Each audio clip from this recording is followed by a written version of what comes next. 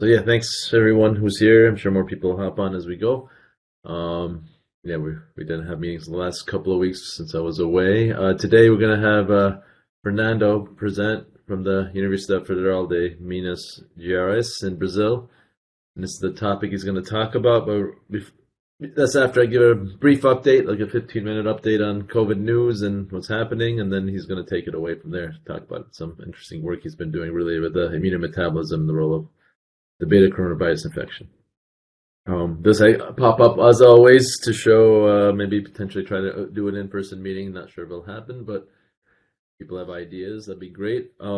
Just some little bit of the publications and news. This down here was the most recent publication that came out about a month ago now.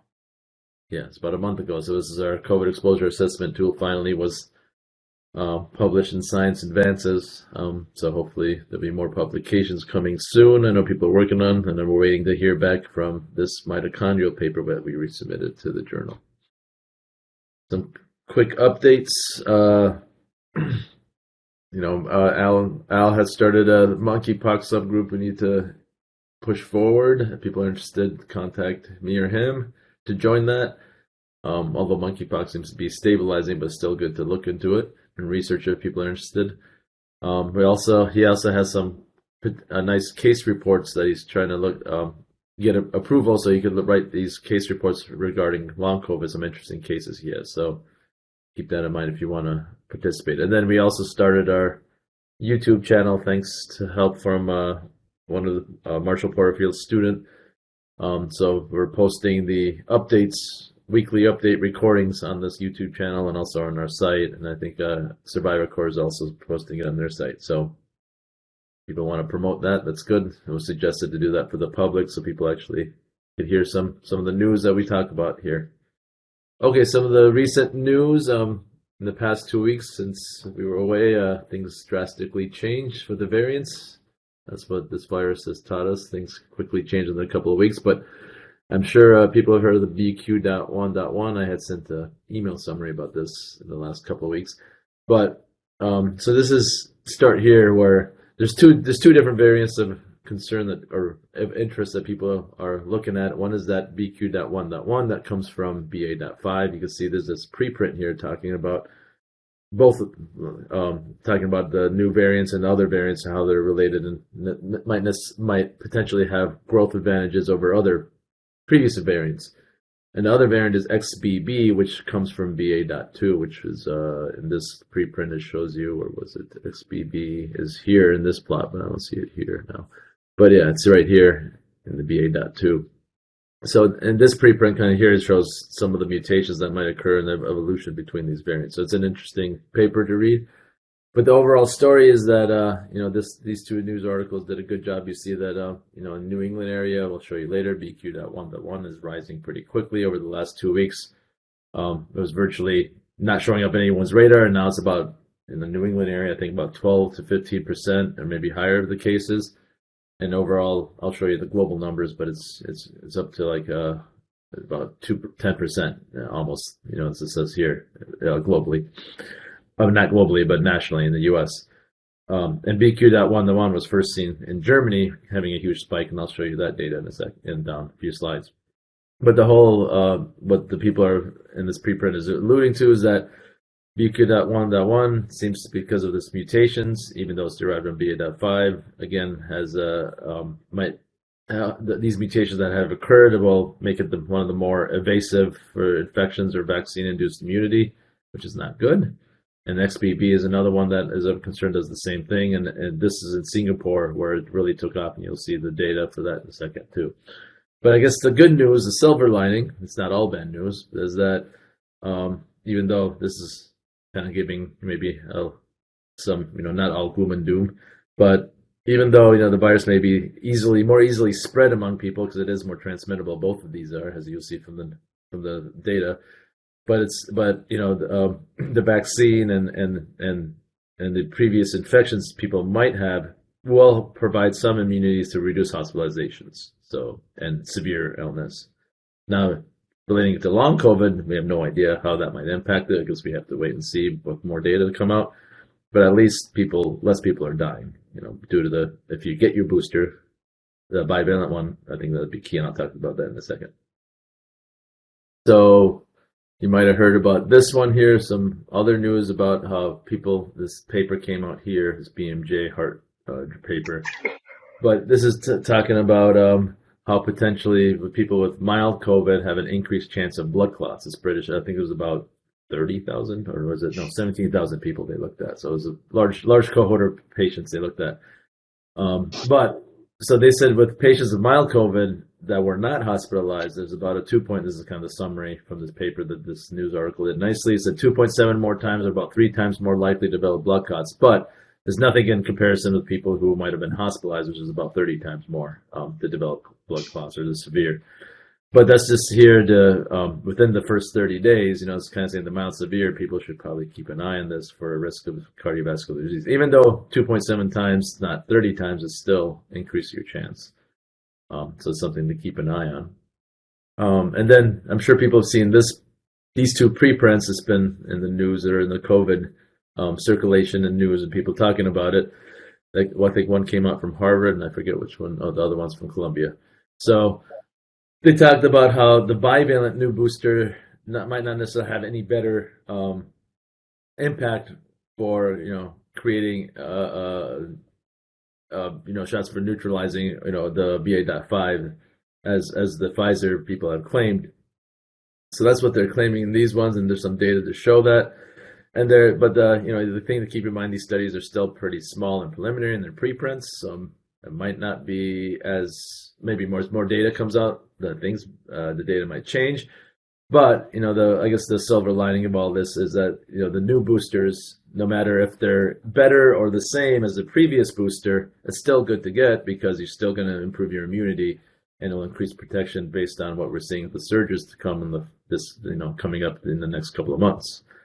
So that's the silver lining of it. But whether it is better than the old booster or not, I think is still, these papers are saying it's the same, but there's still, I think, room for more findings to come out to tell us one way or the other. But take a look at the preprints and make your own judgment and opinion. I would recommend. But on that same line, I always like Eric Toppel's little blog he has. He provides a really nice explanation for a lot of things. And the people got to mute their microphones. Be good. But he always provides a nice little blog about how things are changing and nice explanation that I think, when he looks at the literature and stuff. But anyway, so he's looking at the booster and how what in the BQ.1.1, and he also talks about XBB. He has a nice plot here taken from forget where it was, the sources in here, but you can kind of see where the mutations might occur more in a more depictive way in this image. So you can see like all the things that might evolve to, let's say, have XBB. XBB again is kind of a recombinant of these 275 and 275.2, as you see, and you can see what happens with the mutations here. BQ.1.1, as I said, comes from BA.5. So here's all the mutations there. But here's the plot from this other lab talking about how BQ.1.1 and XBB, there might be a lag between my screen and the actual place going, but if there is, I'll wait for it to catch up. But as you see, there's a lag. I mean, not a lag, but the neutralizing. This is from a paper that was from Chow's lab, showing that within 3 shots, and they use the Coronavac as the 3 shots for the immunity. Since I think I'm not sure where their lab's from, but anyway, they show that with BQ.1.1 XBB, how the neutralizing antibodies are basically becoming, it evades those nicely as opposed to the previous variants.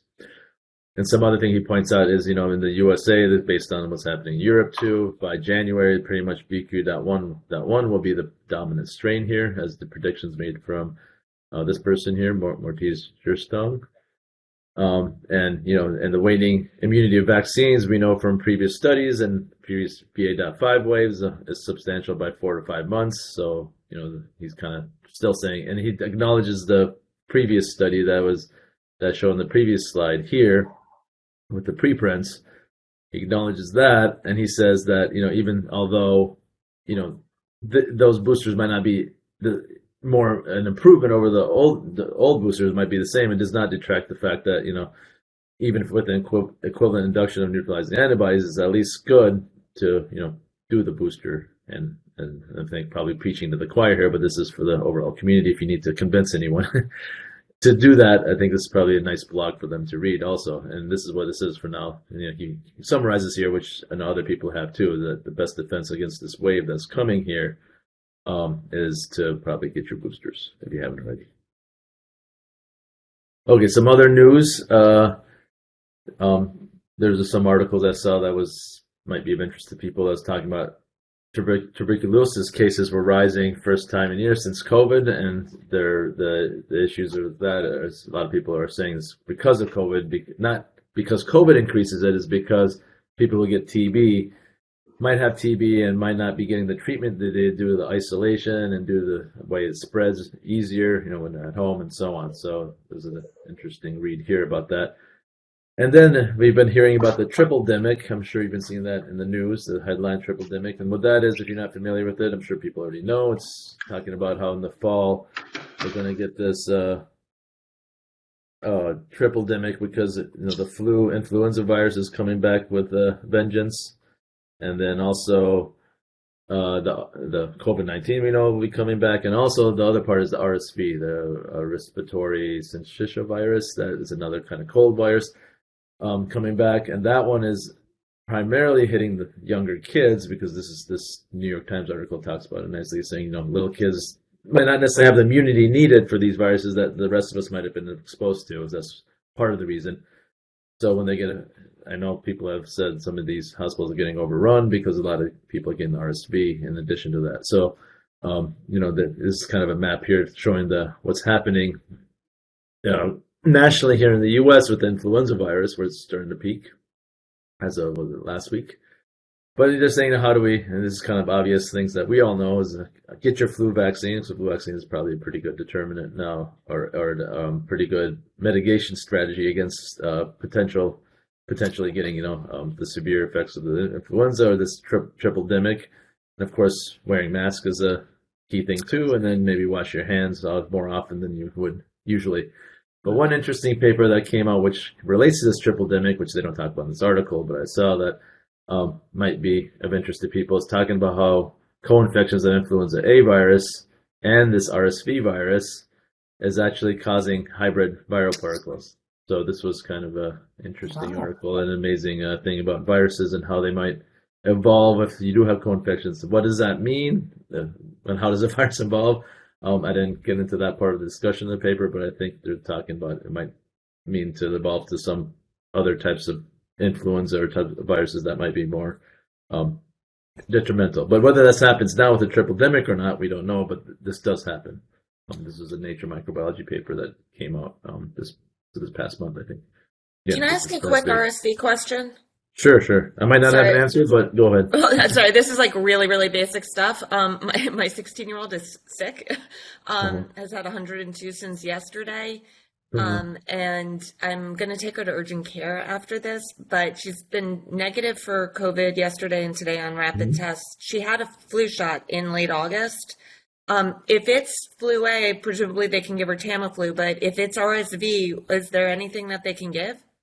The unfortunate part from what I read, these two articles, what I learned this morning too, is that there is no vaccine or anything for RSV, but I'm sure they might have recommendations, but I don't know exactly enough about RSV to know what they might prescribe other than rest, or things like that.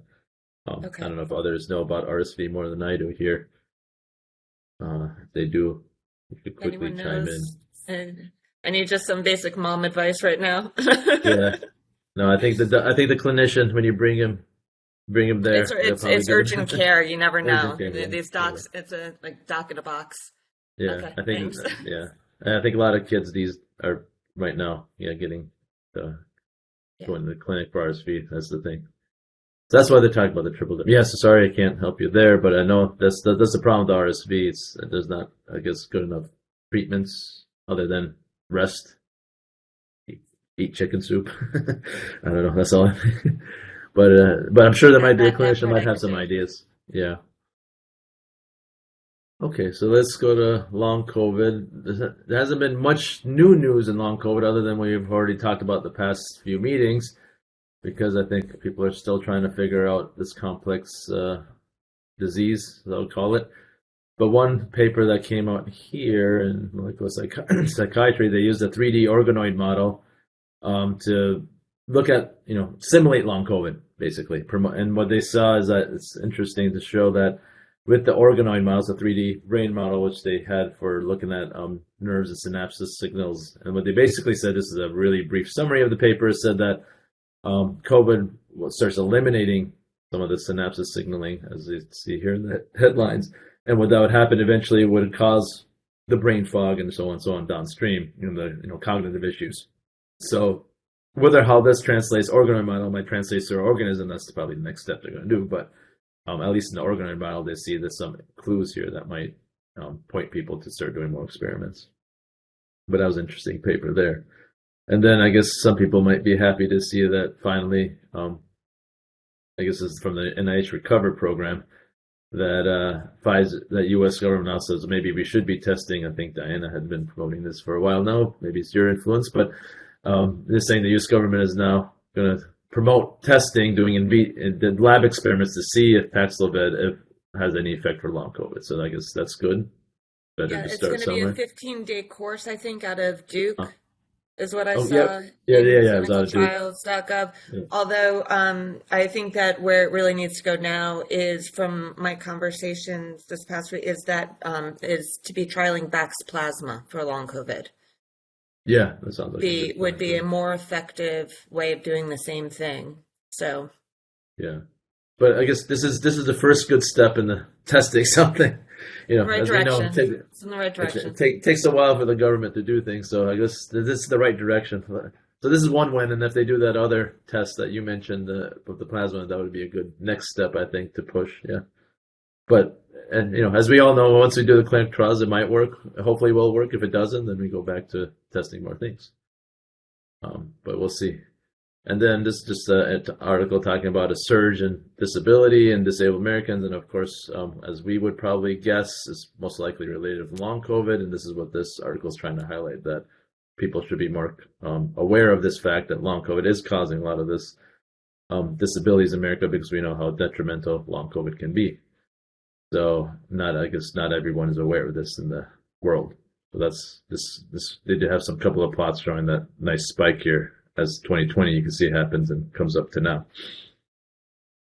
Okay, so that was the quick news, because I want to quickly give enough time for Fernando to talk, but I'm going to quickly go through the numbers.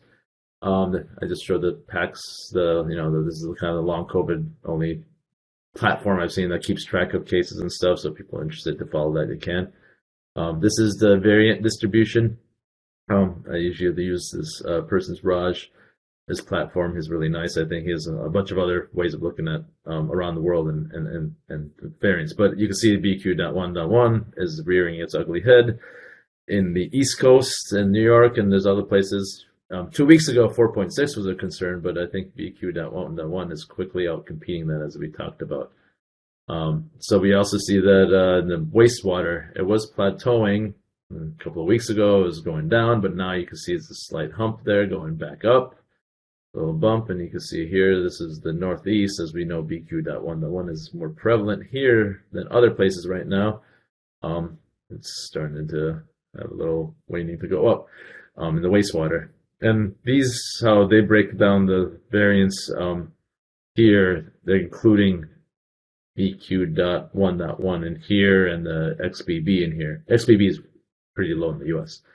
But this is Middlesex area that we know the New England area, there's a spike in the BQ.1.1. This might be some indication of that. The CDC surveillance wastewater, we see kind of, again, agreement to that. You see it's starting to go up here, and then you can see the red dots saying they're 1,000-fold, so you can see what regions might have more prevalent increase happening compared to other regions, which might be starting. And then this other one for people to look at around the world. I always tune in on the California area and the Bay Area. You can see Palo Alto's having a huge spike in their wastewater. But again, the BA.4.5 will include BQ.1.1 in their sequence. Cool. This is just another way of looking at what's happening with the nucleic acid amplification test as opposed to other tests. Since the home tests don't get very well reported, we see that there's starting to be an up curve. Hospitalizations still are relatively low, but depending on the region, you can see which regions are becoming more active. This is hospitalization specifically because of COVID-19, not because of RSV or other things. Now, this is the CDC map that 2 weeks ago did not have BQ.1. So 2 weeks ago, we were worried about BA4.6, and you can see how that was very, following the trend as BA.5 was doing. But when BQ.1.1 comes, you can see this bar for BA4.6 really hasn't changed as much. So I think it's what people are theorizing or hypothesizing is that BQ.1.1, you can see how quickly it's growing, because BQ.4.6, which was of a concern, has been around 10 to 12% since, I think, 2 weeks ago. But you can see here BQ.1.1, which is this gray bar here, is a BQ.1. You can see how quickly it's gaining speed. BF.7 is the same thing as BA.2.75.2, or it's the same thing. It's very similar to that. It's equivalent to that, I should say, and it stems from that. And this one was the one that was of a concern if it spreads around here, but it's still very, very low. And then XBB they don't have on here yet because it's still very low in the US. But you can see here, if you look at the chart here with the gray, this olive or dark green bar, or gray color, or whatever you want to call it, here is where New England is growing pretty rapidly, and then you can see where other places starting the distribution of it. So around the world globally, this is just an overview, but you can see Germany was the first place that we really saw this spike in BQ.1. This is the BA.5, and you can see how hospitalizations really went up quickly. They're coming back down, so maybe that's an indication of what might happen in the US and other places. So that actually might be good, but we'll see what happens. Singapore is the XBB spike that recently happened. You can see how quickly new cases come and their hospitalizations spiked. I don't know why they didn't report hospitalizations previously, and again, Singapore is very well, at least they were vaccinated from the full regimen, and 79% received booster shots, but we don't know.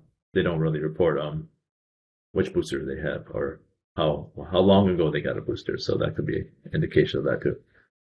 Portugal and the rest of Europe really quickly, and then we're going to turn it over to Fernando.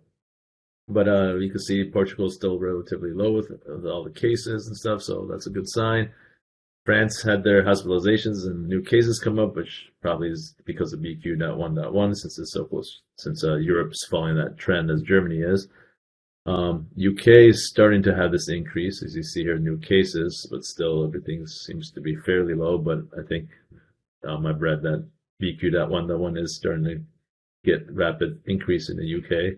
US we've already went over, but people are predicting again by end of next month we should be following maybe Germany's trend. South America and Brazil, they're all relatively low, so that's good. I mean, they're heading into their summer, so maybe that might be something to it. More people outside. But maybe Fernando could bring some insight into this when he presents. Japan, remember, had a huge spike when BA.5 came, but they're going back down. But you see this little uptrend, so I don't know what's happening there. Maybe it's following what Singapore does, but we don't know what. I don't know what variants are being prominent there. Same with South Korea, it's going down, but you see this uptrend starting to happen.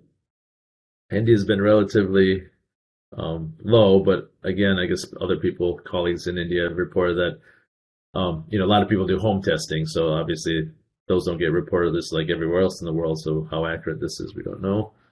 South Africa is one of the interesting ones because of the cyclical things that I've always shown, but they're relatively low still. But I've read that potentially they might start going back up due to the introduction of these two new variants. Okay, so that was really quick. I tried to be quick so we could turn it over to Fernando.